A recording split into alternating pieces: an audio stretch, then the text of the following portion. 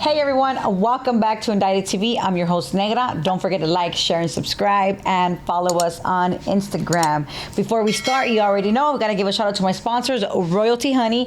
Keep it hard, guys. Also, if you wanna learn how to tattoo, or you wanna get a tattoo, make sure you hit up Connect Ink. And for you guys that wanna fix your hairline that are going a little bald, hit up Finishing Touch SMP. Also, for the best jewelry, for his glory. And if you're in LA somewhere, you want to go take a drive, go to LA Kush on Sunset. Make sure you use promo code 40 Negra at the LA Kush on Sunset location. On today's episode, we have Clakaveli. Welcome to Indicted TV. What's up? Thank you for having me. Of course. It's a blessing. Yes. Dope. Finally made it here. We finally made it. I've been watching you guys from prison like, shit, I need to get over there. Well, thank God you're out. Thank God you're finally, out. It's been a minute, you know? It's been a long time, actually.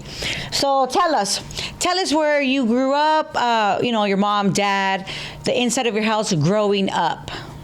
Well, I grew up like in a Section 8 type of lifestyle. My dad left when I was like 3, but my mom, she was actually an amazing woman. So we started off like in Watts. We moved to Southgate because my dad's from Watts and my mom, she's basically from Southgate. My dad's from Grape. You know, my mom, she hung out with Elm Street. They were like enemies, but I don't know how they had me and my brother, but... It's just how it goes. It's just, you know, if you're with the enemy, that's just the way it is, but... yeah, we lived in Southgate. You know, I was just a badass kid running around, me and my brother, always hanging around with older kids and shit. And I think my deepest thing is when it all started, I fell off a roof when I was a kid.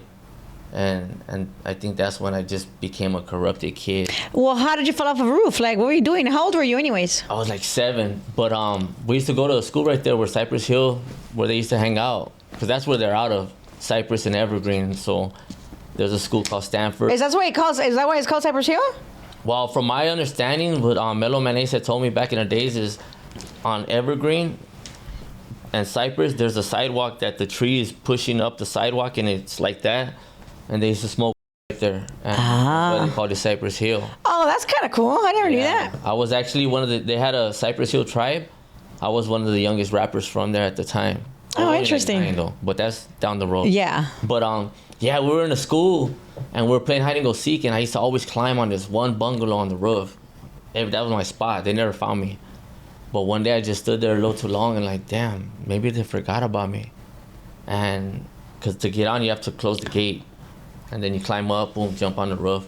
And I went to jump on the gate and it was gone. What do you mean gone? Like it was closed? Yeah, they closed it on me. So I was like, oh man. So I got to go through the other side and try to use the air conditioning.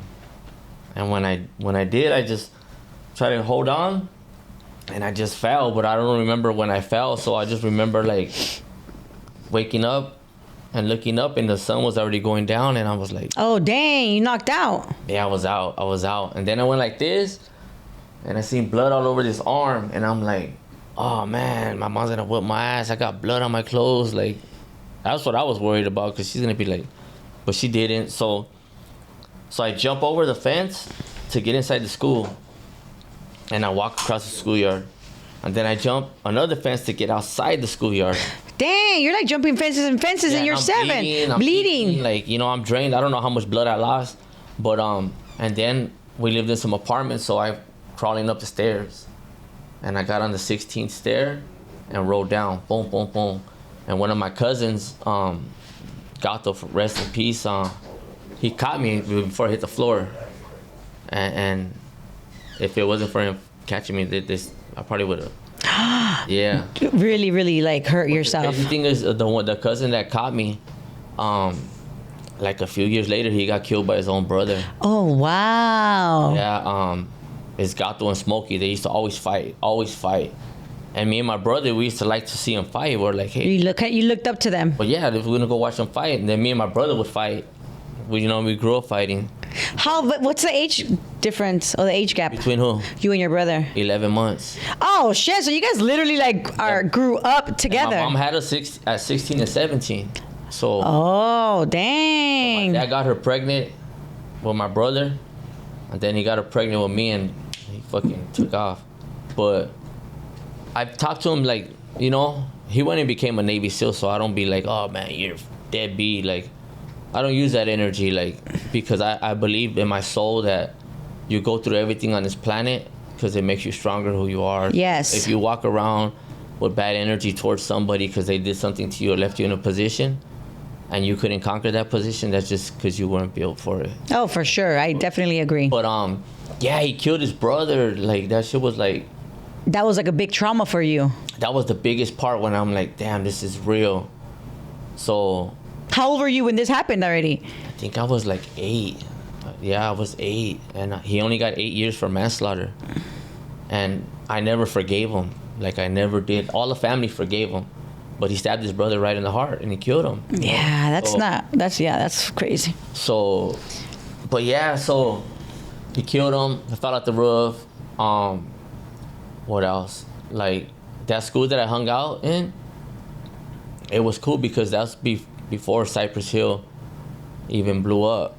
That's how I got my name Clack, because there's a dude named T-Bone from Funk Dubious. He used to be there and he used to always babysit me. But why would he babysit you? Because I had a stepfather that was from 18 and he was a jerk. He used to whoop our ass and like he was on heroin. So sometimes he didn't want to take me with him to the 38th Street projects. And he'll tell the dudes, like, hey, watch him. I'll be back. So you used to go with him? Yeah. To go, like, score and things like that? I used to like going with him, though. Because, like, you know, at that time, it was food stamp time. And that fool will stop at all the stores just so you can get change. Oh, go buy some gum. And I'll come back home with a bunch. I was a kid. So he would get all the change from the food stamps. He was on some smoker stuff. And...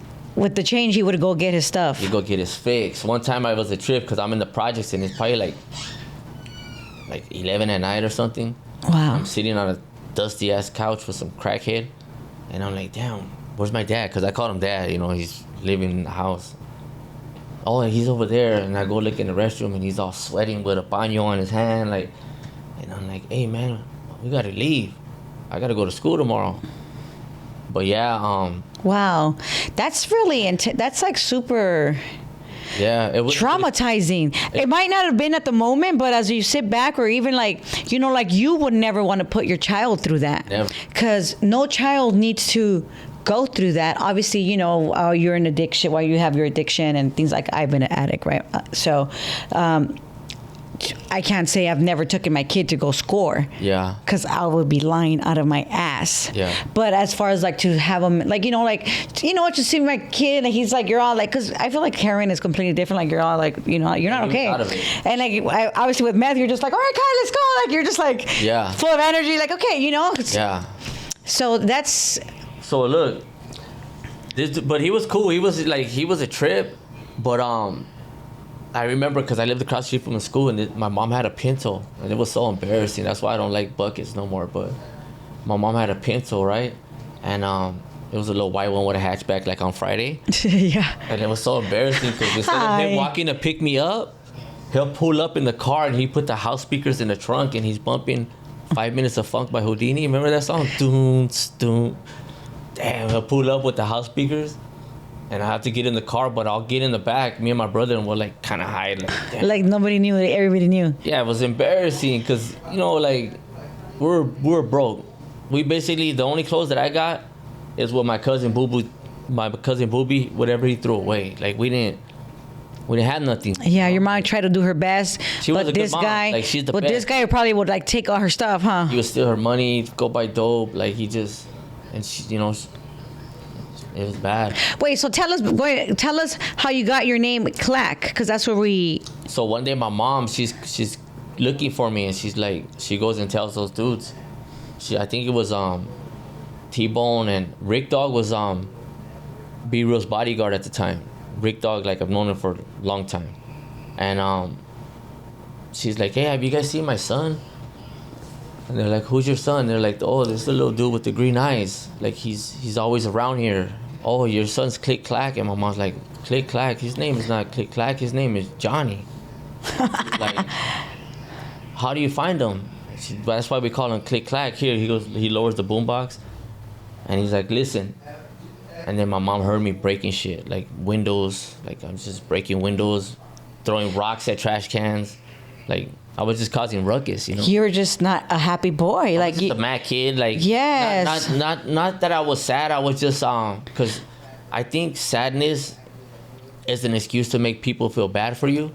I've just been a badass. Like, sadness, angry, and all of those things are in the same family. Yeah, just different emotions, but they're part of the same sad family. But I was like bad kid, like bad. Like when I say bad, look at me and my brother.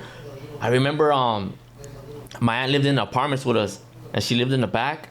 And me and my brother used to get a crate, and we used to get rocks in it, and we used to go up to her house on her thing and throw. Some dude sold cars in the back, and we throw rocks on the windows.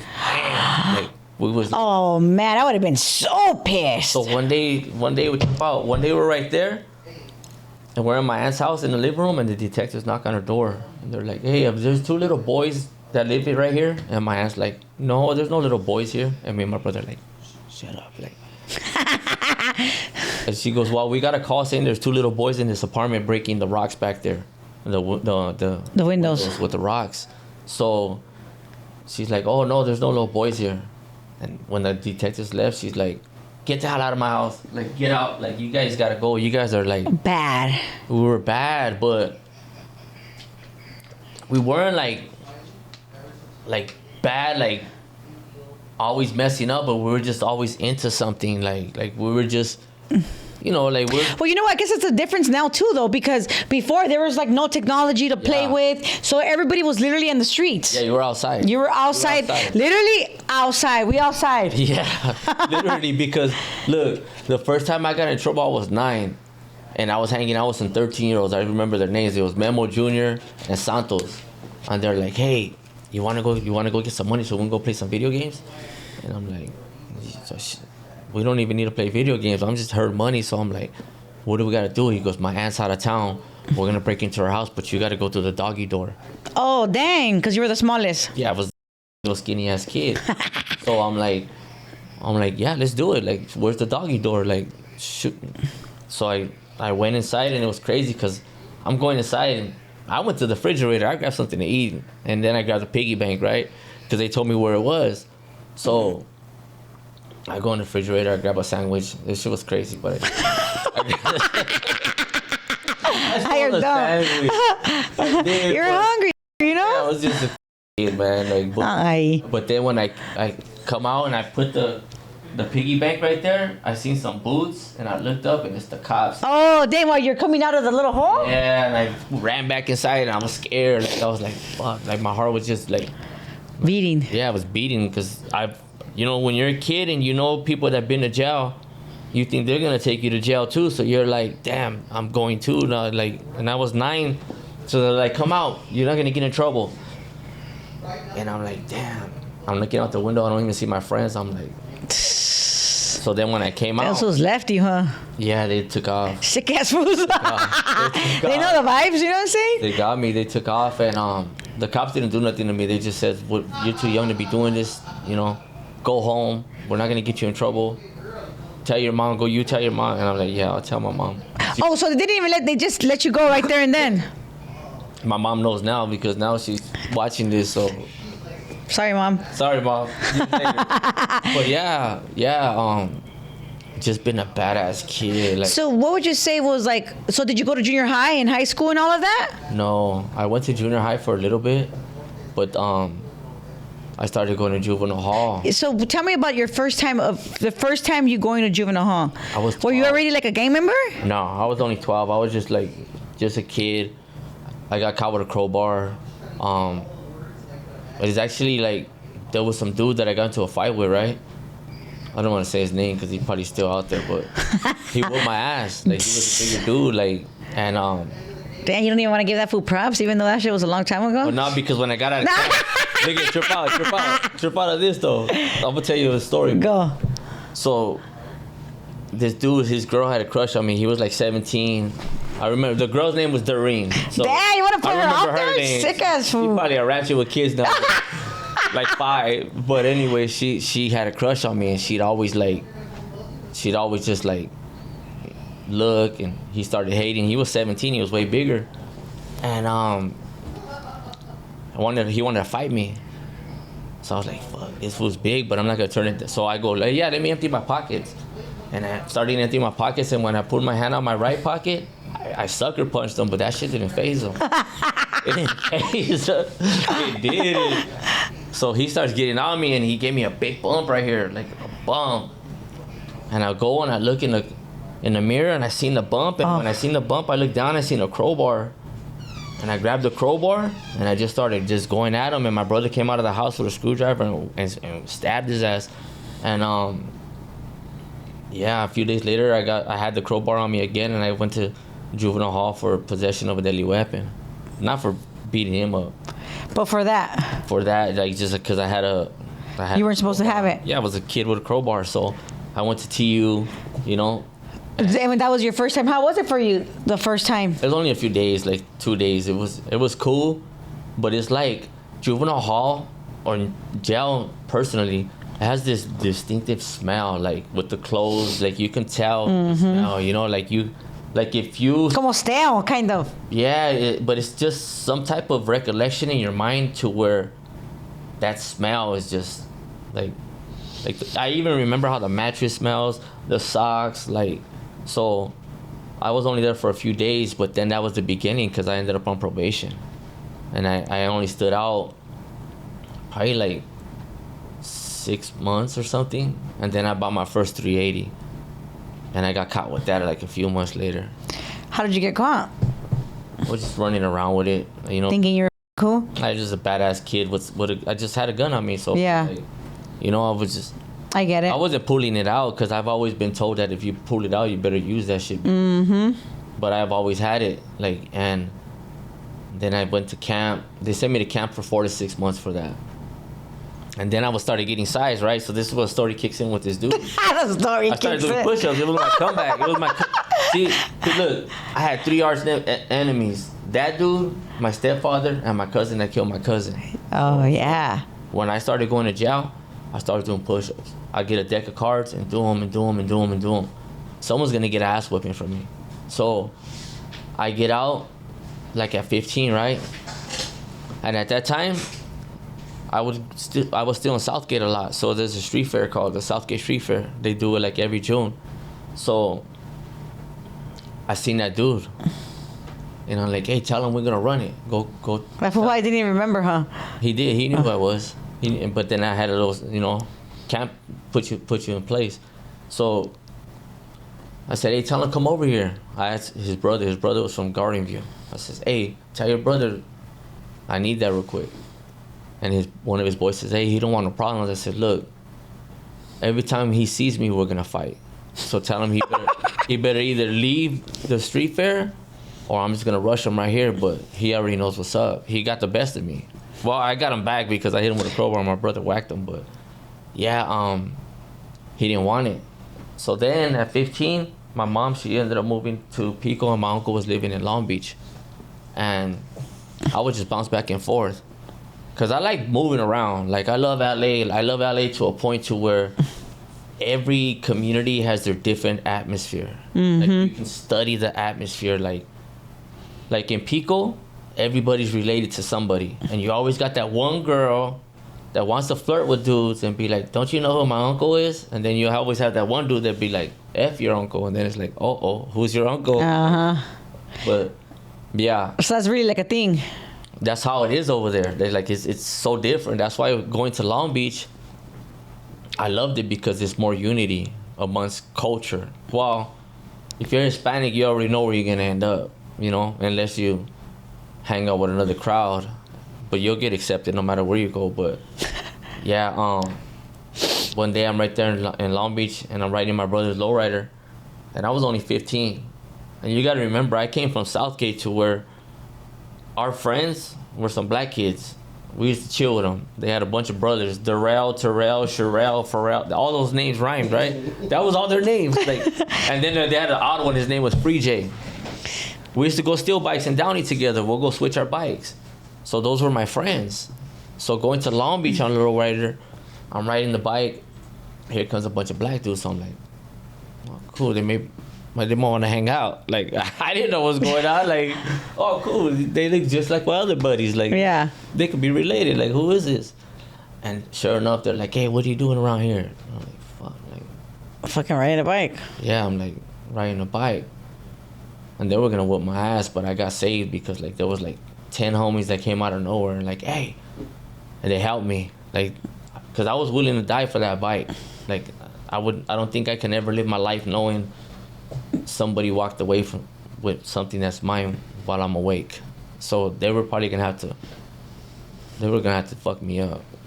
But the homies helped me, and that's when I bonded with them. You know, my cousin was already from my hood. Okay, from where the guys. Yeah, but he caught life. So, I just started hanging out with them, and I'd go back and forth, Pico, Long Beach, Pico, Long Beach, Pico, Long Beach.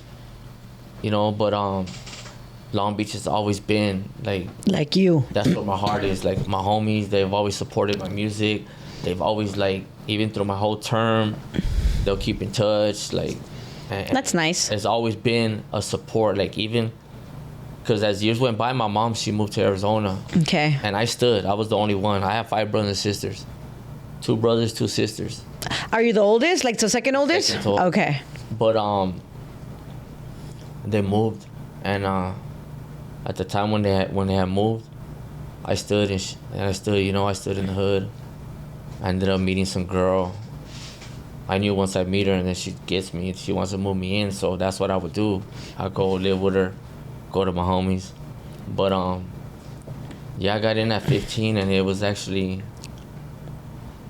a different breed, you know what I mean? Like, cause I've never been the person that grew up like, oh, I was born in this, I'm gonna live this. Like, I've always been more open-minded to, you might see me in the hood one day, the next day I'll be at a rave selling acid. Like, I'm moving, like, I'm not just fixated on one little territory. I wanna go over here and probably do some ecstasy with some crazy girl and then look at fucking black lights, like, then go back to the hood and post up with a gun and a 40, like, you know. I understand what you're saying, yeah, for sure. I like to change the atmosphere, because if you get stuck in that state of mind, you get confined to a different world, and you become that. Yeah, exactly. Yeah.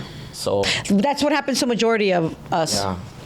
You know. But So what happened? Once you got in, you thought you were all super firme. You were traveling around living with different girls because your mom was. just with one girl, not different girls. Like that. Like, I try not to. Yeah, it's a different world out there. But yeah. So I'm chilling with all the homies. You know, we're going everywhere. My buddy, Grouchy, rest in peace.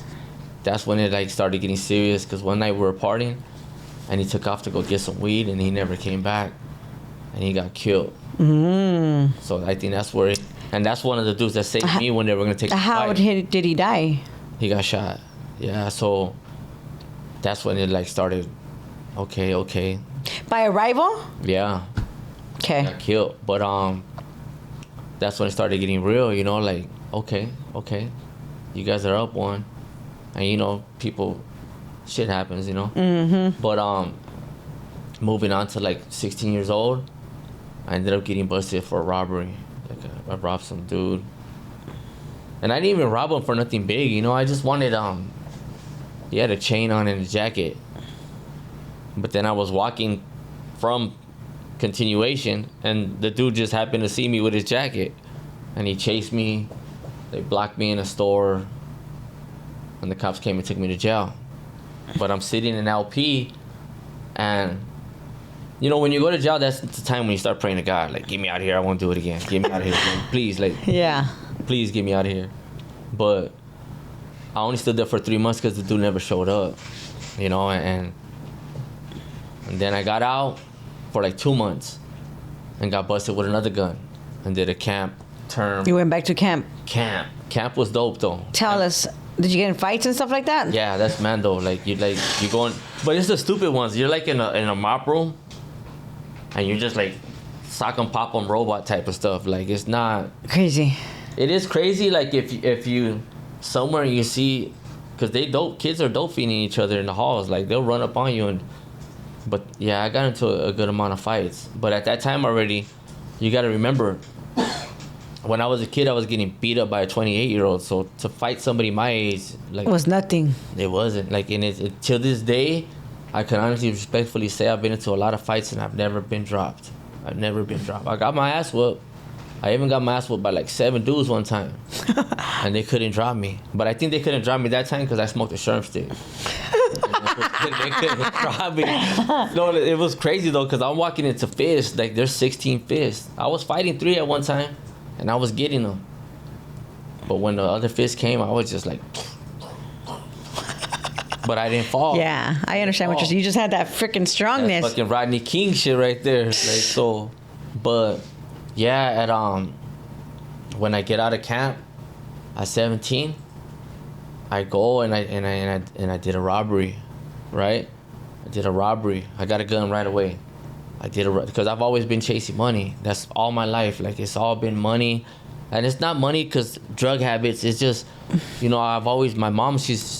She's my partner. Like, if I see her doing bad, I'm gonna go get something to help her do good. That's my priority. If I see her crying, I'm gonna figure out how to make her smile. Like, that's where I'm at. Like, that's mom. So you've always been that way. That's how I've been, like, since day one. Like, but every time I tried, I always failed. So you know what I mean? Yeah. As bad as you want something in this universe, you're not gonna get it until you don't want it. So, like, I did a robbery. My mom she was already getting ready. She took off to Arizona, But I did a robbery and they put a warrant out for me. And I was on a run. I was on a run for 2 years, right? And while I was on a run, my son's mom ended up pregnant. So I'm like, damn. I'm like, shh. I gotta hurry up and get a crib. Like, I kept doing robberies. You know what I mean? Yeah. Like, I was already in trouble, so it's like... You're already on the run. Like, you can't even go get a job because you're going to get in trouble. Yeah, I couldn't do nothing. I was screwed. Like, I'm on the run. They're already looking for me. So the crazy part is I ended up on a run, and my son was born. And I was watching them in the house where they were looking for me at. The address they had me at my son's mom's house. I would watch them there. And one day the cops came looking for me. And they're like, hey, Luna. I says, what? And I seen it was a cop. They're like, are you Johnny Luna? Oh, no, I'm his brother. Because you guys looked alike. Yeah, but they didn't know. So I'm like, oh, let's see your ID. I go, hold on, let me go get it. So she had a red-nosed pit. And the uncle was across, so he already knew the cops were coming. So it's like, come get the baby, like. Yeah. So they don't take him. So I seen the uncle coming. I let the dog in. And I says, hold on, let me go get my ID. And I jumped the wall. Boom. And I jumped the wall and I'm running. And I'm running. And I seen the garage open. And I ran inside the garage and upstairs. And there was a girl in her bed. I says, I'm not going to hurt you. I'm just passing through. And I jumped over the Oh, dang. Yeah, trip out. And I run downstairs and the people are eating. And I says, I'm just passing through. I'm sorry. Right? So I'm running for my life. I'm like just running. I jump a wall because I'm already got the cops in the dust. They're not gonna catch me unless they behind me. I see some girl. I says, "You need to help me. They're trying to kill me. They're trying to lie to her. They're trying to kill me. You need to hide me." Oh, come on. And here comes her dad. And her dad's like, "Who's this?" Dad. This guy's in trouble. They're trying to kill him. He goes, "You better get out of my backyard before I kill him." And so I start running again. Like, damn, I gotta go. Yeah, I gotta go. So I'm running, and I seen a helicopter. And I'm like, oh, man. And I've always remembered that helicopters have heat sensors, right? So I jumped in some mud. Like, I jumped in mud, and I was all full of mud. And dang. Yeah, they have heat sensors. They can pick up your body temperature. So it cooled me down, right? And I'm walking, and I see somebody, and I says, man, you need to help me. And they're like, what happened to you, man? I got beat up. These people, they jumped me. Look at me, man. They threw me in the mud. They're like, where do you want to go? I says, anywhere but here, man. I'm thirsty. So the lady says, just lay in the back of the truck, and I'll drop you off wherever you want to go. I go, just take me away from here. And she dropped me off on a bus stop, right? So I ended up calling someone to pick me up. And I got away that time. Like, I made it. Like, I made it. Like, literally... Made it. I had to stay out as long as I can just to be around my kid. Like, that was my pro. I already screwed up. I was already know I was gonna go to prison. Yeah. But it was his first year, so I'm like, I need whatever time I can get. I'm already screwed, you know. Mm-hmm. Like, I'm on the run. They're gonna catch me. But I ran for 2 years. But That's a long time. I was doing it. I was staying out the way. But the way I got caught is my son's mom. She used to work at Stonewood Mall, and I used to drop her off in her car, and then I'll go do whatever. I was hitting licks in her car. Like, terrible. yeah, I was on a run, so I'm like, anything by a freeway in the rain, I'm there. Like, it was by a freeway, I need the car right there with the blinker lights, and I'm gonna go get it. But one day, I'm going to pick her up from work, and I seen some girl that I knew. I wasn't trying to be with her, but I just seen her, and like, poor thing, like something's gonna happen to her. And I pulled up on her. Hey, what's up? You need a ride? Yeah, get in. She threw her backpack in my trunk. Where you going? Oh, I'm going to my friends. Okay, don't trip. Her and her friend are in the car. And I'm like, all right. So we get on Slauson and Maywood, and I thought there was a train or something right there because it was packed, and it was a checkpoint. Oh no. It was a checkpoint. So when I got there, I was like, he's like, hey, let us see your driver's license and registration. So I'm like, oh, I left it over there. He's like, oh, okay, pull over to the right. And I told the girl, I go, look, I'm not gonna stop. And she goes, what? And I hit the gas, and the cop jumped out of the way, and the tow truck driver, and I ran over the cones, and I'm hauling ass, like. And I told her, I said, look, I need you to do me a favor. The next stop I make, you guys get out the car, take the cones out, and just go. Like, I'm gonna go till you I can't get caught. Like, basically. So scary. They did. But they ended up like cornering me in that car that I had. It was a Camry, and at that time I didn't know unless you can't unlock the door unless the car's off. So the car was still on, and I tried to open the door, and I was like, damn. So I jump out the window, and right when I jumped out the window, the cop was right there. So I'm like, get away. And so I'm punching him in the stomach, and after I punched them, they like 13 cops. They really like, they put a whooping on me. Like, they.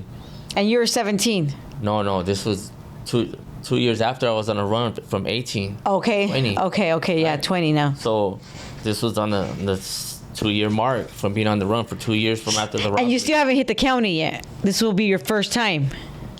No, you want to know what? As a matter of fact, the first time I went to the county, I only went real quick. It was for a burglary. Let's back it up a little, because at that time my crime was the Scrap King. Remember Oh, Scrap yeah. King? I used to break into windows, but that was just a hit and run, bam, bam. And then that's when I got out. He's funny, huh, the Scrap King? He's dope. He's cool. We were breaking into windows in Long Beach, like we were stealing shit out of cars. We got busted for it. But yeah, that's when That was just in and out, like a few months. But that's when I got out of jail and hit a robbery. It wasn't when I was 17. I'm tripping. But they caught me at 20, right? And it was a trip because they whipped my ass so long that I forgot like where I was. Like, I woke up and I was like, damn, they're still beating me up. They're still getting me. Like, they're still like, they were getting me, like getting me where I say, like, they tore me up. Like, my whole face was scraped. My tongue had streak marks on it. Dang, your tongue? Yeah, my eyes were black, like, and they got me. Like, that was a brutal beating. Brutal. The worst of all. It was brutal. Like, it was like Bad. for a long time. So when I went to the county, my mom came to see me, and she passed me up. She didn't even recognize me. And then I had a pound on the window, like, hey. And she looked at me and she started like crying. Aye. Yeah, she's because I was like an animal. I was blown up.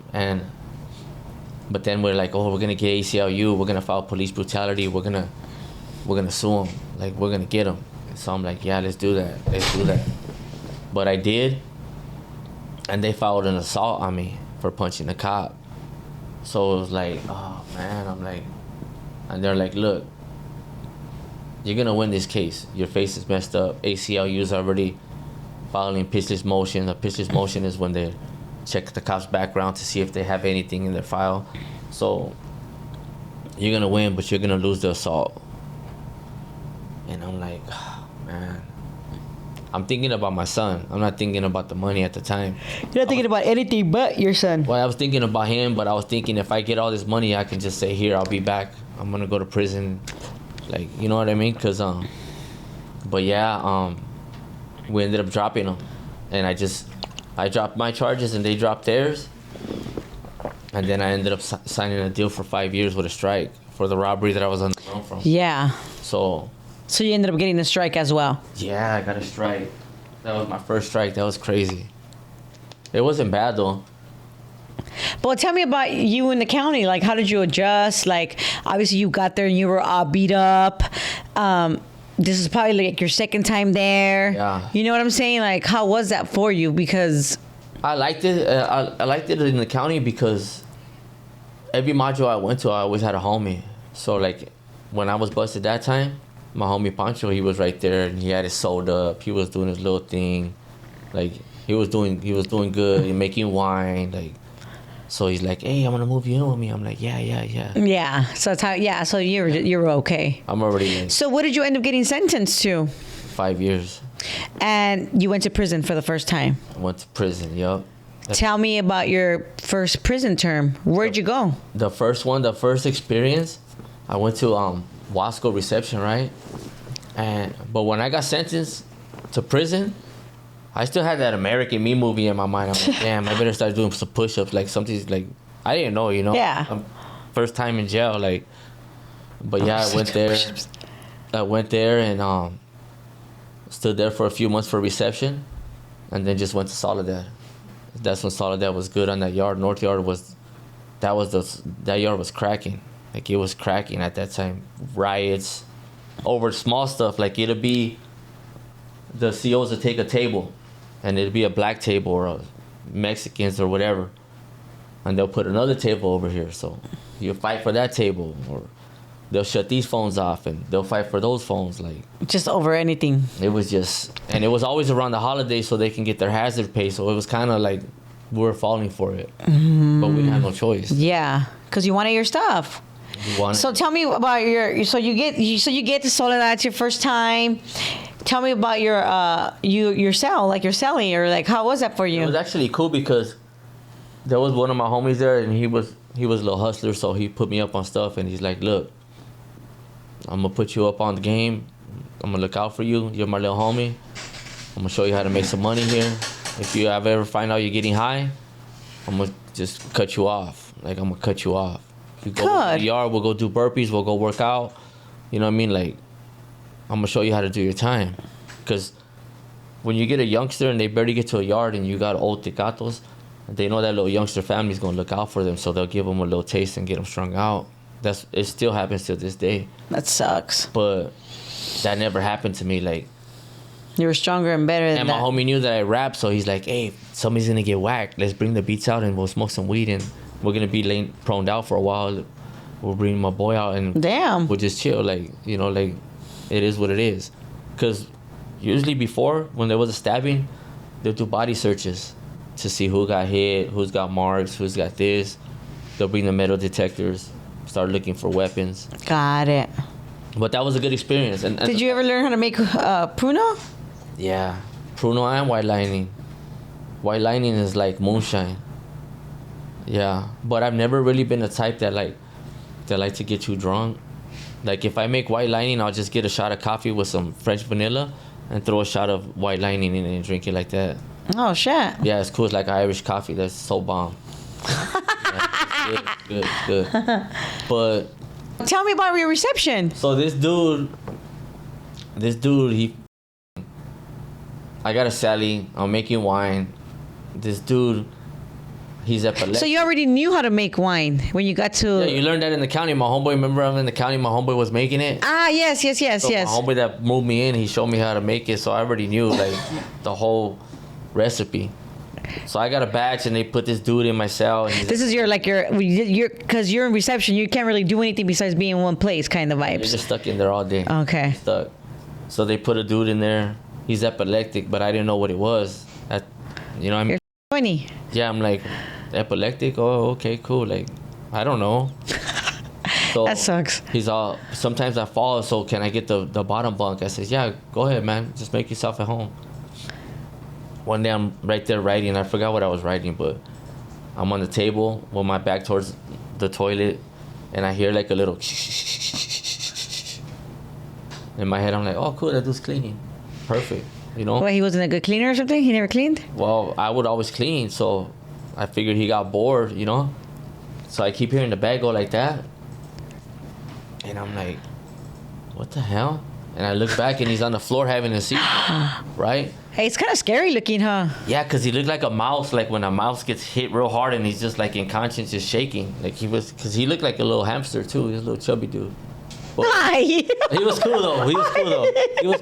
Yeah. But Ay, pobre. I pushed the button and I had to wrap the wine and throw it in my mattress and blow the powder and kill all the smell, hopefully. How did you blow the powder?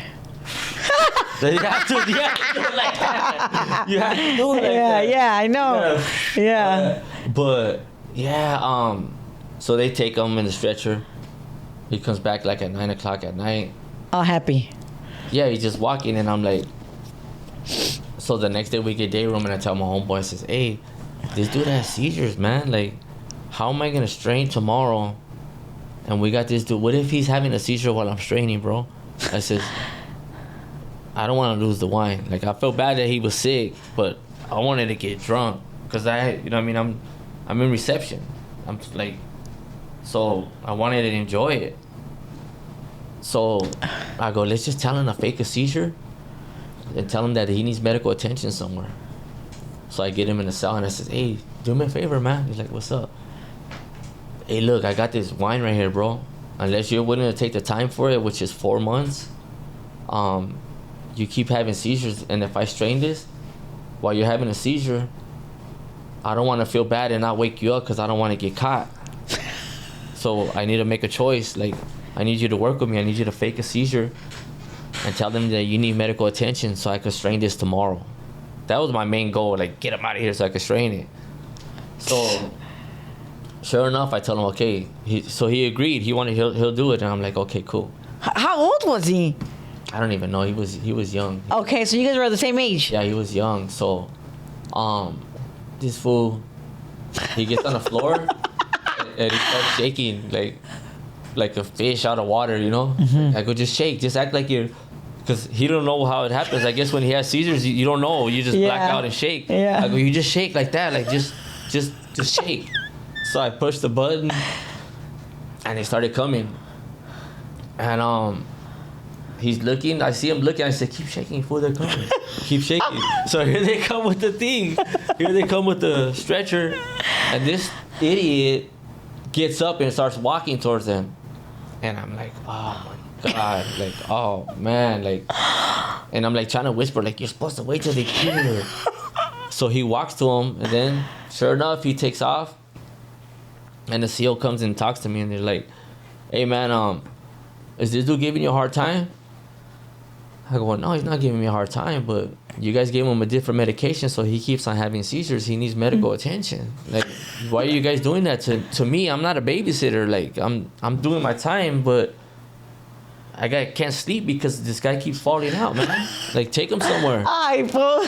But in my head, though, You just want to have him gone for like the next 24 I just hours. wanted to strain the wine. If they would have kept him for 2 days and then I strained my wine, he could come back. Like, I'll babysit him. Like, I'm not a cold-blooded person. But that wine that was my priority. That had to get strained. It had to. But yeah, they took him and they never brought him back. Aw. Yeah. So that's how you did your time while you were in reception, which was like you said, it was like a few months. Yeah. Just because it was my homeboy was there. He wanted to drink. He was a porter. He was bringing me all the stuff. So yeah. So yeah, I was like, let's do it. But yeah. So when you get to Soledad, you're just like working out. Soledad was cool, but there was a lot of incidents there. You know, there was a lot of riots, a lot of stuff going on. But it wasn't bad. It was just my homeboy. That's how he was. He would always say, "Hey, let's go work out," and there was like 9 of my homies there. So we had the ones that play sports, football, soccer, burpees, and there's always one dolphin in the crowd, you know? Yeah. But my homeboy would always say, don't go with that fool. Like, you go with him or you go with him. Like, I had some good homies, and they were all Nice. in shape, so Yeah. they're like, hey, you want to just go play football? Or that's what we would do, like play football, Keep yourself get all a little right. something, go hustle, you know what I mean? But the good thing about that term is I had just barely made it out to my son's first day of kindergarten. Oh, okay. Yeah. So you did your whole 5 years in Soledad. I did in Soledad, and it was crazy when I left. What did I go to the hole for? I went to the hole for over familiarity. You know what that is? No. What is it again? Say it again. Over familiarity. Yeah, I don't know. What is it? Tell us. So if somebody drops a kite saying that you're talking to somebody that's a worker or staff or CO, that's over familiarity. So they snatched me up saying that I was talking to one of the females, and somebody dropped a kite, and they took me to the hole. But that was in the window. Oh, wait. So one of the guys Yeah. wrote one of those notes They were hating. that's saying that you were talking to one of the girl cops. Yeah. That's messed up, huh? Yeah, hater ass fools. But we weren't having sex or nothing like that, It was just, She was cool. I was her porter. Like, she'd bring me food. Like, she'd do me a couple favors. But it was never. But how did you get her attention? It was crazy the way I got it, because so she comes in at 2. That's when shift changes, right? And she'll walk, but you got to remember, one female on a yard full of dudes is pretty nerve-wracking for a girl. It has to be. Yeah. You know what I mean? It's Especially like, with these sick ass fools in there. it's like it's sad, And I never used to want to get caught looking at her. Like, I don't like to make a girl feel uncomfortable. I try to get the energy to where the vibe is comfortable, to where it's like, okay, cool. So everybody would stop and stare at her. So there was this little dude. He was like, I don't know, he was from the circus or what he was from. He was a little hyper paisa. He would do flips on the bars, and he'll do all kind of crazy cartwheels. And he used to stand on his head and do this. And I told him one time, hey, shorty, show me how to do that. Because that was my strategy right there. I was like, okay, when she's coming, I'm going to do this. And she don't know where to look, so she's going to look at me. Because these dudes are all looking at her. So I'm going to just give her something to stare at. So that's what I would do. Like, she'll come in. Sure enough, boom. You already knew when she was coming, so you get in the I knew position. it, right? So I knew it. So little by little, she kept going by myself. She started, and she was like, hey, Johnny, I always see you writing letters, but you never send mail out. And I'm like, yeah, I don't really write nobody. She goes, well, what are you writing? And I already knew she was gonna ask that one day. So I wrote a song to her. Oh, hell no. Yeah, so Do you remember it or what? no, I don't remember. You liar! I don't remember it. But I did it, and she liked it. So she ended up I became a reporter, She was looking out. And the guys already knew. They didn't know. They know. They didn't know, but they Fools knew. be on it. They knew, but they actually, They were cool with it. I wasn't telling nobody. Like, I wasn't going, hey, guess what? No, well, yeah, and that's why they probably respected, except that one little hater ass fool. Yeah, and this is on my 4th year there already. Okay. So, it was nothing major though. Like one time I gave her $100 bill, and I said, bring me some lighters. So I'm not doing that. I said, well, take that. I found it on the floor. She's like, so anyways, she brings me food.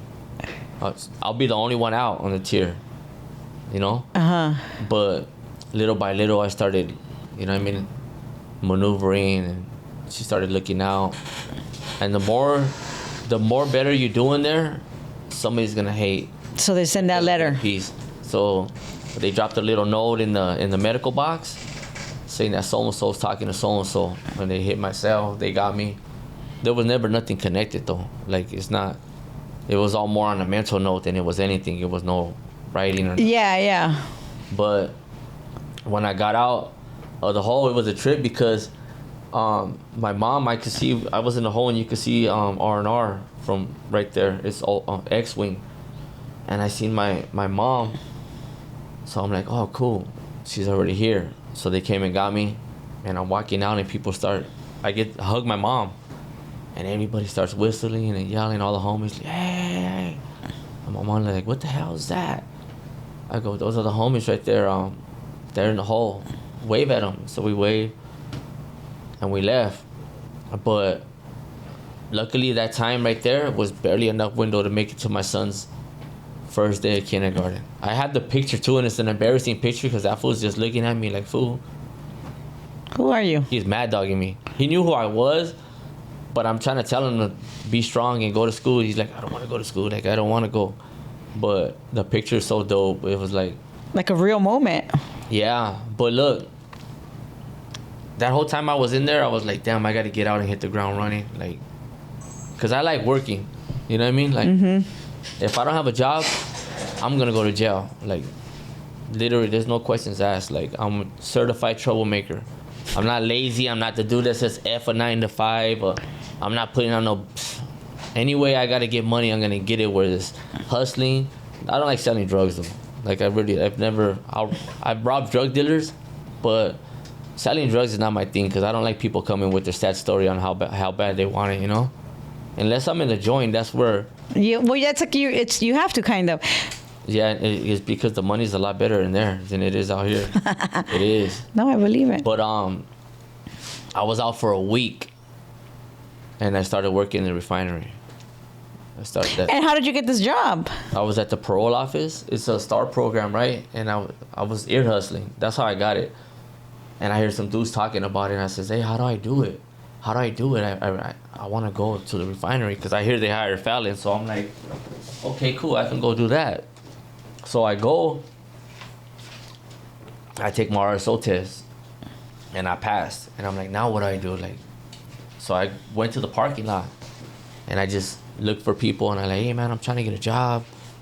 And some one dude named Safety Dave, he gave me a shot. He's like, hey, you want to start with this company? So I went to the company, and I'm like, yeah.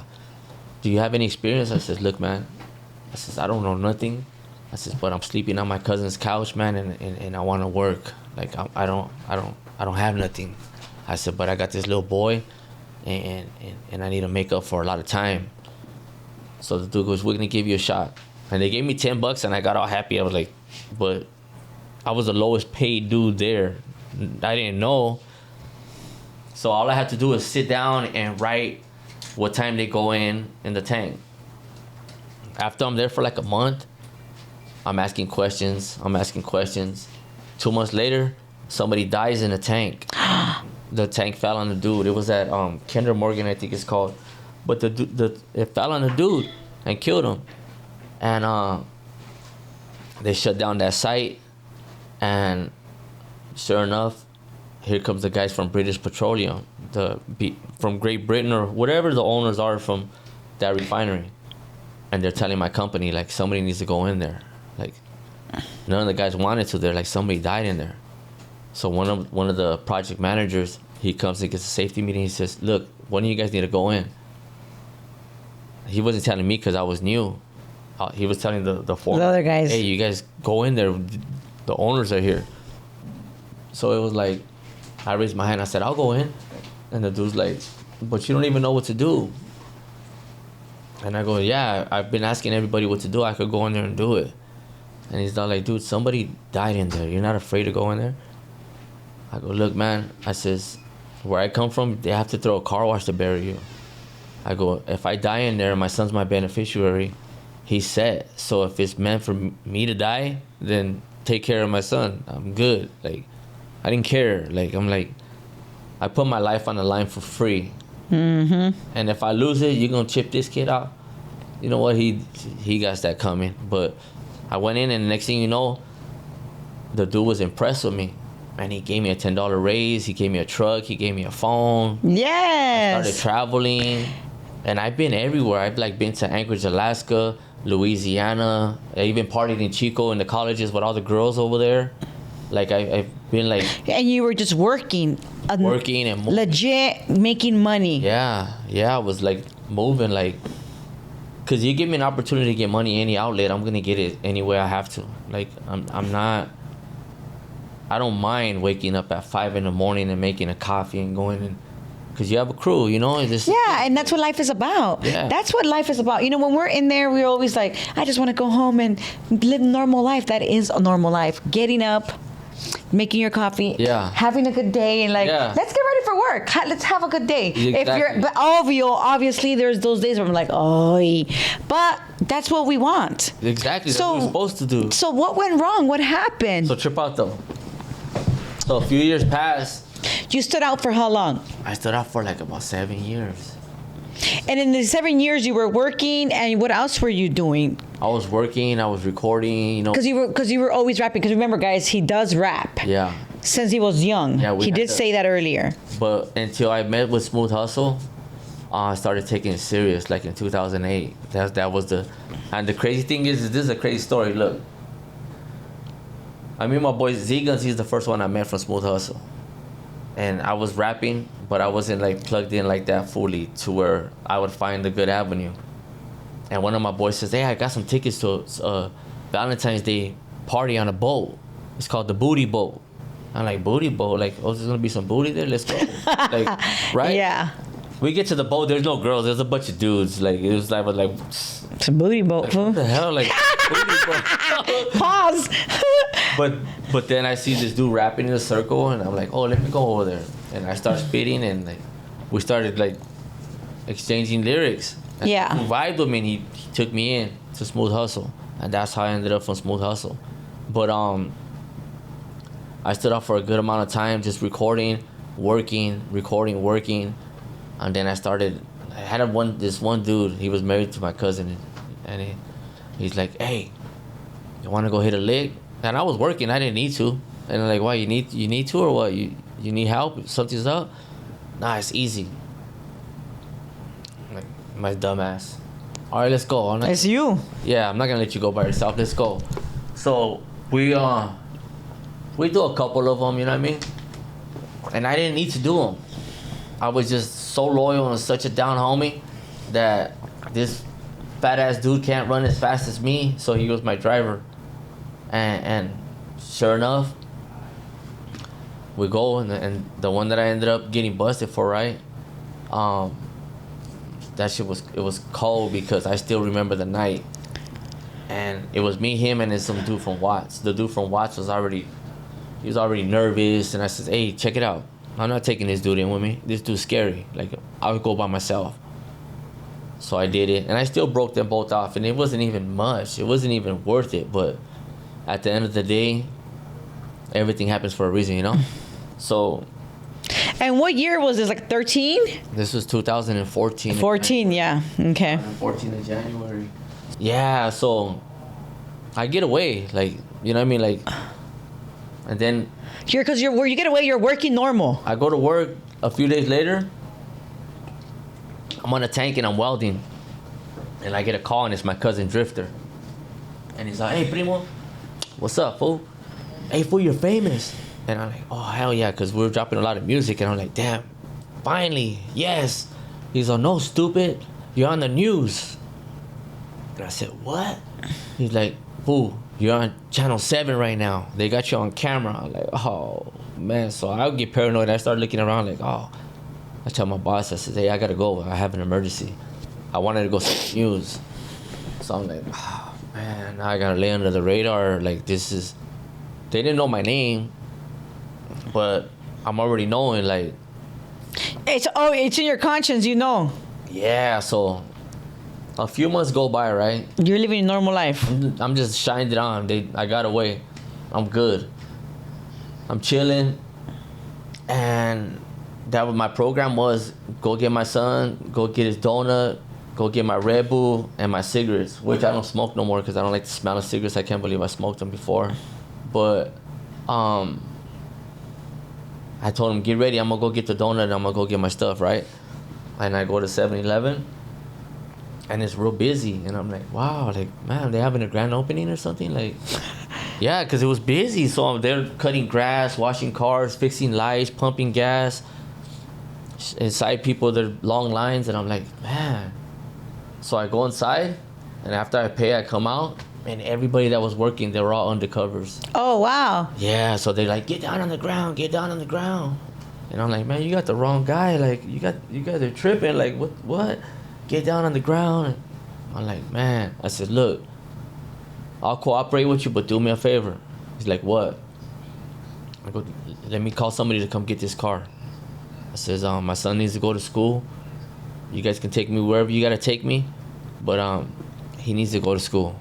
So just do me that favor, or I'm just gonna cause ruckus and you guys gonna have a hard time. So it's up to you.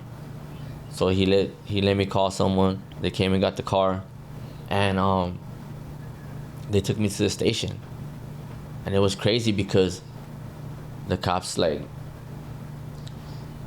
where's the guns at? Where's this? Where's that? And I'm like, what are you talking about? Like you got $2 in my pocket and a pack of cigarettes, like guns and money. Like, why are you asking for this? Like, we know who you are. We know what's going on. We know everything. And I'm like, yeah, you got the wrong guy. He's all like, we know.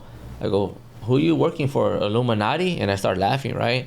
Because now I'm clowning with him because I know I'm in trouble already, so I'm screwed. So speeding up, right? I go to court and I ask for my discovery. So I get my discovery and I take it back to the county. Like, I'm in the county, I'm gone, like I'm going. So I'm in the county. How was it, like, after being out for so long, and then you're just like back and you have everything you want in life already? Yeah, it sucked. How was it? Like, was it, obviously it wasn't like when you first started, because it was, I had something. I even had an apartment in Downey and stuff like that. Right? Yeah, like it was I had just a like Lexus. you're like.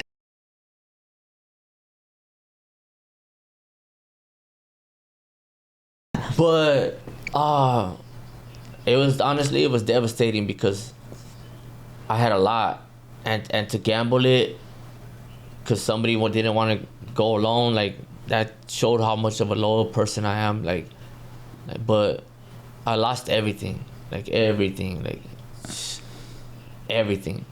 I didn't have, like, the car got repoed. You know what I mean? Yeah.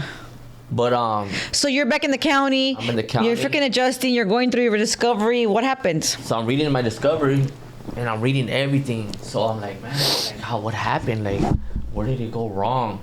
And I read it, and it says, on September 11th, officer so-and-so got an anonymous call, and he got a tip from somebody saying, this guy is a rapper. This guy has weapons. He has money. He has all this. This is his YouTube channel. This is his cell phone. Oh my number. goodness. Yeah. So it was basically somebody that knew everything about you. Yeah. And so the cops, that's how they caught me. They put a ping on my phone and they followed me for 2 weeks. But so I'm reading the report and I'm like, wow, like somebody that I knew. Somebody that you knew what you were doing, though. Yeah, they knew everything. They knew everything. They gave them my number. But wow. But then that's when I knew. I was like, damn. So I go to my arraignment, and then they bonded me over, right? And that once they bonded me over, they're like, look, you're gonna get 40 years. And I'm like, oh, man, 40 years? So I'm tripping, but I'm like, and I've never been a person to let age rule my mind. Like, I go on health and preserve and just blessings and pray. Like, you know? Yeah. Because if you let age control you, you'll grow old and fucking crazy. Yes. So they said 40 years, and the guy goes, look, we seen the footage. We seen the driver. Give us the driver. We'll work something out with you. And I go, really? He's like, really? I said, so you go from 40 years. If I give you the driver, you're going to break my sentence down? And he's like, yes. I says, okay. He's like, okay, so give us the driver. I go, I'm the driver. And he looked at me like, you idiot. Like, I says, well, yeah, I'm the driver. I was the robber. I was the everything. I did it all. There's nobody. He's like, well, he was a heavy set guy. I said, yeah, I had 8 before I went. Like, dude, you're tripping. Like, there's nobody else. And to make a long story short, I still fight in that case for 11 months. You're in the county 11 months. I loved it, though. I liked the county. The county is so dope. Look at this, is funny as heck, right? I'm in the county like on my 6th month, and I finally find like a route to get some weed. You know what I mean? Because that's the mission in the county. Either you're gonna be a dope fiend, a hustler, or a drunk. There's only 3 ways to go.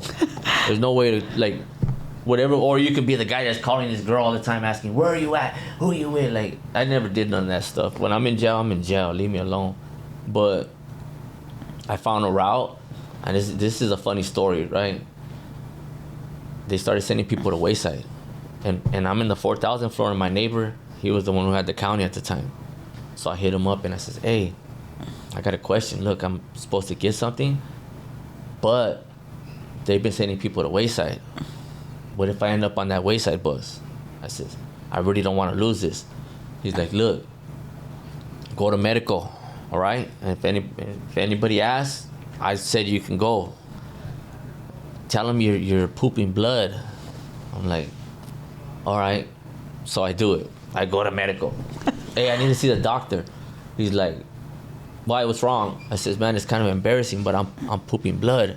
So he gives me a stool card. He gives me a stool card, and I'm like, what am I supposed to do with this? He's like, just wipe a piece when you use the restroom. And I'm like, all right. I'm like, damn, where am I going to get blood? So I wiped it on the card, and they had fireballs. So I spit the fireball on it because it looked red. So, so I go and take it to them. And they call me a few days later. Hey, it came back inconclusive. So I'm like, damn, how am I gonna get blood? Like, what? Like, damn, like, I'm trying to stay because they'll put a medical hold on you for 6 months if you get that. Yeah. So, sure enough, I'm back in my cell and I'm shaving and I cut myself and I'm like, oh yeah, perfect. I'm bleeding. Like, get the card, put it on my neck. Like, oh, I'm bleeding. I'm bleeding. And then wipe the stool on it, whatever. Go give it to them. Bam. Okay, now I got the medical hold. They can't send me to Wayside. I'm about to get some weed and whatever. But the doctor calls me and he's like, okay, we ran the test. Okay, I'm gonna call you next week. Cool. He's gonna call me next week. I'm just a few days away from getting my little issue. Your little drop, yeah. Yeah. So sure enough, here he comes on the day. Oh, medical. Boom. I go, he goes, hey, come in my office. I'm like, all right. He's like, you know why I called you here, right? I'm like, well, yeah, because I got blood in my stool. He's like, yeah. And this fool puts on a glove and puts on some KY, and I'm like, hey, what's up? What's I'm like, whoa, what? Like, what's going on? And he's like, well, I need you to drop your pants and bend over. I said, hey, man, you know what? Check it out. I says, nah, I'm cool, man. I can't do that, man. I says, this fool has some long ass fingers. I'm like, this fool's not. Like, hell no, you're not temperature checking me. Like, oh, like, this is the beginning of like, your turn. In the case, I'm going through something. I'm not gonna get violated by this doctor. Like, and it was a lie. So yeah, that's intense. Yeah, I was just trying to get a medical hold, and I was like, hey man, you know what? No, I'm not gonna go through with it. He was, well, they're gonna lift the medical hold. I'm like, lift whatever you got. Just don't lift your finger on me. Like, just stay away. Like, yeah. So I take off. Cause you know what, mate? Cause those fools are smart. Yeah. They know. I'm sure they do that all the time. Yeah. So, anyways, yeah, they took out the medical hold, and I never got that. But I left it with the guy. Boy, I said, look. So, how long did you end up getting sentenced to? They actually gave me 14 years. So you got 14 years. Yeah, 14 years, and because I have strikes, because I got lucky, you know. I got a lawyer. I did everything, broke it down, and they went from 40 years and then went to 30 years, and they seen that it was what it was, like, you know. Yeah. So 14 years. 14 years, but what they did was when they came to get me, they wanted a gun, so they went to an address where I was getting mail, and they asked my cousin for a weapon. They asked her for a weapon, and they pinned that weapon on me, and it was a registered weapon, but they told her that you better give us a weapon or we're taking your kids. And she was adopting 2 little kids at the time, and she gave them her house weapon. But I mean, they couldn't have matched. They just wanted to turn it in. Yeah, they just wanted it. Like, they had me on the news with a gun in my hand. They had me right there, dead bang. They wanted a black gun. They pinned it on me. Like, there was nothing I can do about it. It was me on the camera, you know, like, I was stupid as fuck, dead bang. Like, I got Channel 7 broadcast. All my homeboys are like, delete my number from your phone, delete my number. And like, don't trip. But yeah, I took 14 years. How did you feel? I don't think it like, when I was getting sentenced, reality didn't sink in till like I wasn't in taking the deal. And then I look back at my son and I'm like, damn, I did it this time. Like, I'm like, you know what I mean? But I didn't get stressed out. I just told myself I need to recreate Clack. I need to go up there. I need to stay focused, get money, work out, like, Yeah. regenerate, and Yeah, like reset. and they gave me another strike. So then I had 2 strikes, right? And in my mind, I'm like, man, if I go up there and I catch like another strike, I'm never coming home. But it is what it is. You're gonna go, you're gonna go. Yeah, yeah. So, yeah, they gave me that 14 years. My max was gonna be like 20, 28. So you got 14. Well, thank God. I mean, obviously you're out. Yeah. How long did you do in total? 10 years. You did 10. Well, I mean, you're out. But you know what though? This is the thing. That 10 years flew by so quick. Like, I remember just sitting out there like in on a cell phone watching you and Khan. Like, oh shoot, like they're famous. Like, what the heck? Like, and I'm like, oh wow, like. And then when I seen where was I? I think I was in Pleasant Valley when I seen the 113 bars. I'm like, okay, I see him. And 113 freestyles, like Yeah. the freestyle. And then I seen him with Toker, and I was like, wow, this is dope. Like, you know, but it was a trip because I was like watching the world from in there, and I'm like, man, I need to go back home. Because you were part of that world. Obviously, everybody was part of that world, but Yeah, I've always had a passion of music and everything. But in there, I never told nobody I was a rapper.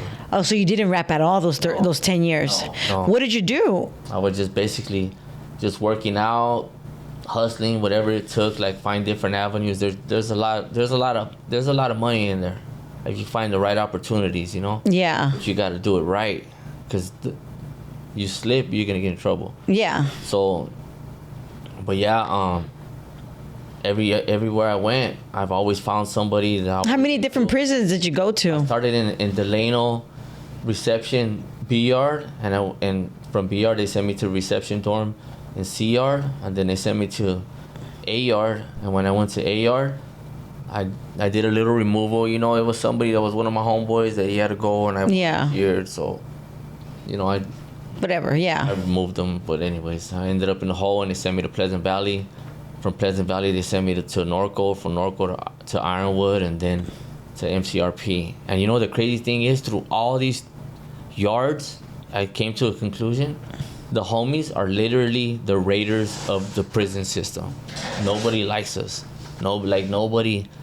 The guards don't like us. They act like they do, but now we don't even like each other no more. Like the numbers are so messed up right now that I'm glad that I came home around this time, because it seems like it's gonna get worse. Like, you don't know who's who no more. I don't even like to mention somebody because I don't even know if their name's good, or you know what I mean. Like, it's so deep now that I can meet somebody and be like, oh, that's my boy, and they'll be like, yeah, he's gone. Oh, so it's like I don't even mention nobody, because as long as I know the people that I care about are okay, that's all I care about, because I've seen so much in these years, like so much to where you learn to appreciate life. You know what I mean? Like, just something simple, like the smell of a girl's hair out the shower, like something small that makes a difference in freedom. You know, like freedom is deeper, because I was in jail and my mind was free. Like, I was cool. I wasn't stressing. You were just living your day to. You were just like working out, getting your money.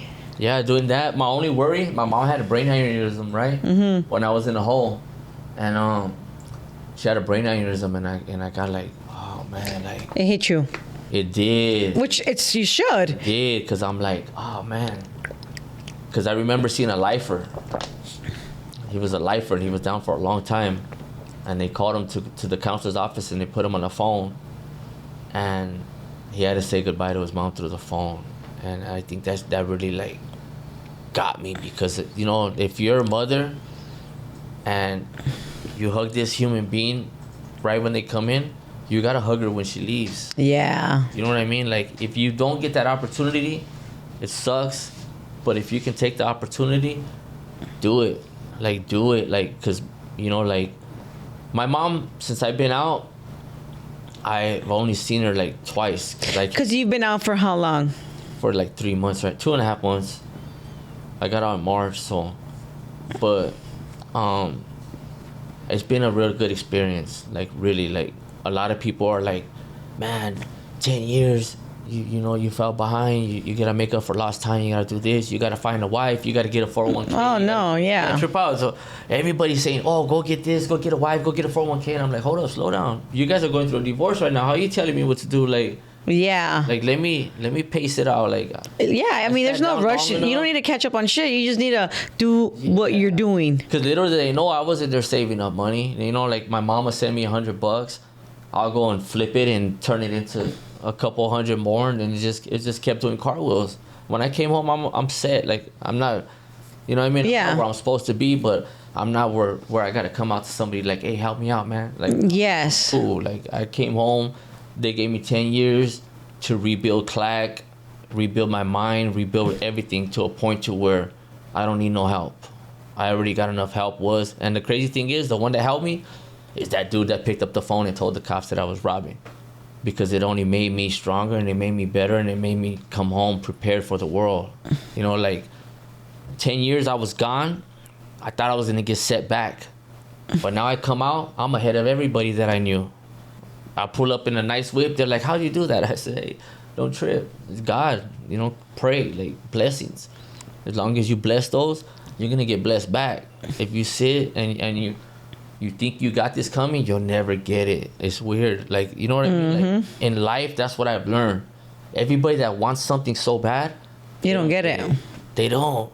It's like you have a girl. She wants to be in love so bad. She's going to be the first girl by herself on Valentine's Day. You have a broke ass dude that wants to be rich. He's gonna be broke for the rest of his life. So I think when I went in there, I started reading a lot of psychology books, like the 4 Agreements, everything, the Mastery. Like, I started just trying to soak it up to try to use it now. Use the energy of the universe instead of going off reputations and money and who's got the most girls and the most cars and the dopest whip, or you know what I mean? Whatever, yeah. I learned to do it off of energy. So that's what you did in these past 10 years. Yeah. Obviously, you did what you had to do while you were in there, because that's just the process. Yeah. And obviously, you're on Indicted TV, so I have to ask, what was the craziest thing you saw within your 10 years? Obviously, that you could speak of. And it doesn't have to be like stabbings or anything, you know, just something crazy. This is crazy, and it's funny too, right? I seen some dude, he OD'd. And everyone was paranoid because this dude had just hit, and he OD'd. He just did a shot, and somebody says, "Hey, you need to get him up because they're gonna make the yard hot." And you know how they brought him back? They put Bengay on their finger and stuck it up his and it woke him up. Oh dang! That's a new one. That's a new one to the world. I'm not the one with the. I didn't do it. But it worked. It's crazy how, like, they probably done it. Like, they probably tried. Obviously, you have so much. We say you have so much time in your hand, but when you're in there, the day goes by so fast that you don't even know. Yeah. So, like, I'm sure, like, that person that I already knew that, like, he's probably, like, tried it and, like, thought about so many different ways to, like, because they gotta inject you with salt, or like been through those situations to, like, oh dang, this is what we're gonna do. Yeah. That's crazy. Yeah, I think that was the craziest thing, because then after that and he came back, we would just mess with him, be like, we'll go to his cell and just slide a bottle of Bengay down there. Get ready. But yeah. Like, just clowning, para que se le quite el güey. There was a lot of crazy stuff in there, but it was just like a lot of incidents, you know what I mean? Yeah. That's out of I understand what you're saying, for sure. You could, honestly, the crazy thing that I see now is you can't even go on YouTube without these other channels. Like, they come and they're like news reporters on everything that happens. Oh, this happened over here. This happened. Damn, like they're in there knowing. Yeah, and it's a trip because somebody tried to put one of my homies in a cross and try to say something about him, and it was one of those other channels, and it was like, wow, how are you gonna do that? Like, you're not even a part of that. But anyways, that's crazy, huh? Like social media. It is. Well, you were in there and you would watch, like, you see these channels and, like, you know, you're with older people that have been there for longer. Like, did you guys ever talk about those kind of things? Like, what were their reactions, like, about these people out here doing these channels? And obviously, I have a prison channel, and it's like... Yours is dope, though, because everybody likes yours. Like, honestly, like, everybody likes yours. Like, they're like, hey, that's a dope one. Because it's presented in a respectfully manner. Like, there's other ones where it's like downplaying and making people look bad, and you know what I mean. Like some of these other channels, they're exposing stuff that don't need to be. Yeah, definitely. About, you know? Yeah, I just want to know your experience. Yeah. What led you there? Like, you know, like what you felt in there. Feedback of somebody's life. Yeah, exactly. That's your life story. Yeah. You know, it's not about whatever. You know what I'm saying. That's why this was the first podcast that I had to come by, because I'm like, wow, you know what? If I'm gonna kick back off this music, I need to go through here. Because you and Kanye, you guys got the right level. Look what happened to Lefty. Lefty took off ever since he came to this place. Like, shout out to Lefty. Yeah, he's a goodies. Lefty, he's doing his thing. Like he came here, and that boy's just been roller skating ever since. Yeah. You know, so, but yeah, that was 10 years. Since 10 years went by fast, thank God. I mean, obviously not fast, but like, man, fast enough that to have you out here. So now that you're out, like, what are your goals? What are you, obviously, you know, you're going to get your money. We know, like, what do you want to do? I think my main priority, like, I got a boy named the Hood Santa. He does the local Hearts Foundation in Long Beach, and he goes and raises backpacks for the kids. And then he gives them school supplies and tells them he's going to come back in December to give them a present if they have good report cards. So I think I want to tap into that avenue and just start talking to kids. Not saying learn from my mistakes, because I'm not like that person that says, I don't regret nothing I did in life. Yeah. I'll just tell you, if you go through my path, I'll tell you what you're going to see. Yeah. If you better not fucking go do nothing crazy, or this is where you're going to go. But if you want to go, this is how you conduct yourself when you get there. Like, it's just me. But I'm going to get back into music. We got the clothing line, the Smooth Hustle lifestyle. That's what we tapped into now. We're just doing fashion now. It's a Smooth Hustle. And are you gonna try to get your job back? Yeah, eventually. Right now, I'm doing some online retail. You know what I mean? That's keeping my head above water, and whatever I stacked up in well, that's there. Good. Like, I'm pretty straight right now. Like, I'm at a, you know, being in there, I used to worry about so much. People gonna forget about me. When am I gonna get my package? Are we gonna go on lockdown? Am I gonna make it to Canteen? You know what my biggest worry now is? That a bird don't shit on my car after I wash it. That's good. That's the only worry. And you get to see your son. Yeah, but look, this is gonna be my first 4th of July out since 2014, so I'm gonna go big this year.